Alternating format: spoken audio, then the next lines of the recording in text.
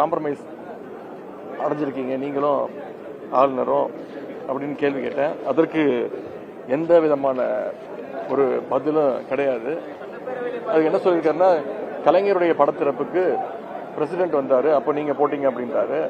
ஒரு முதலமைச்சருக்கு இந்த புரோட்டோகால் கூட தெரியாம இருக்கிறது ரொம்ப வருத்தத்திற்குரிய ஒரு விஷயம்.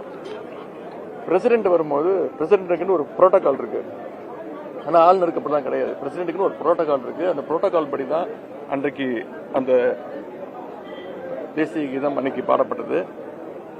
அதே மாதிரி நான் முதல்வன் திட்டம் கிட்டத்தட்ட 41 லட்சம் மாணவர்கள் பயன்பெற்று இருக்கிறாங்க, பல சாதனைகள் செஞ்சிருக்கிறாங்க.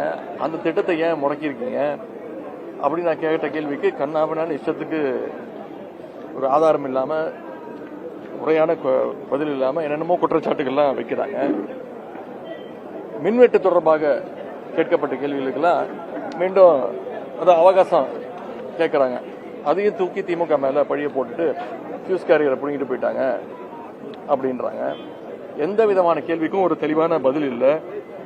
பயிர்க்கடன் தள்ளுபடி விவசாய போராட்டம் பத்தி கேட்டதுக்கு விவசாயிகள் எல்லாம் திராவிட முன்னேற்ற கழகம் தூண்டிவிட்டு போராட்டத்தில் ஈடுபட சொல்றாங்க அப்படின்னு விவசாயிகளுடைய போராட்டத்தை முழுமையாக கொச்சப்படுத்தி இருக்கிறாரு முதலமைச்சர் அவர்கள். இன்னைக்கு கூட திருவள்ளூர்ல காலைல தொலைக்காட்சியில பார்த்தா திருவள்ளூர்ல விவசாயிகள் போராட்டம் பண்ணிட்டு இருக்காங்க.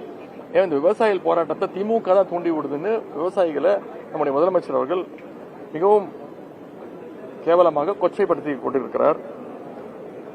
அதே மாதிரி சட்டம் ஒழுங்கு பிரச்சனை, மீண்டும் அதற்கும் அதே பதில் தான், எனக்கு கொஞ்சம் அவகாசம் கொடுங்க அப்படின்னு. ஏன் டிஜிபி நீங்க அப்பாயின்ட் பண்ணல அப்படின்னு கேட்கிறாரு. சரி, நாங்க பண்ணல, அதுதான் மக்கள் உங்களை தேர்ந்தெடுத்துட்டாங்கல்ல, மாற்றம் அப்படின்னு சொன்னீங்கல்ல, ஒரே நாள் எல்லாத்தையும் கீழ்ச்சி எரிஞ்சிருவேன்னு சொன்னீங்கல்ல, ஆட்சிக்கு அடுத்த நிமிஷமே எல்லாம் மாத்துவேன்னு சொன்னீங்களே, இப்ப இந்த 40 நாள்ல உங்களுடைய காவல்துறை எதை கீழ்ச்சிட்டு இருக்கிறாங்க அப்படிங்கறதா நாங்க கேட்கக்கூடிய கேள்வி.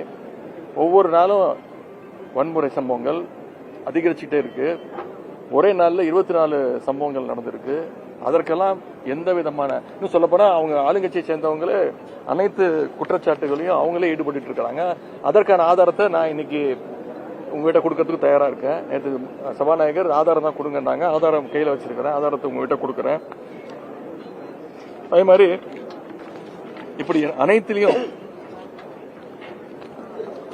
நாங்க யாரு தயவுலையும் இல்ல, எங்க தயவுல தான் ஆட்சி நடக்குதுன்னு சும்மா சும்மா சொல்லாதீங்க, நாங்க எந்த தயவுலையும் கிடையாது அப்படின்றாரு.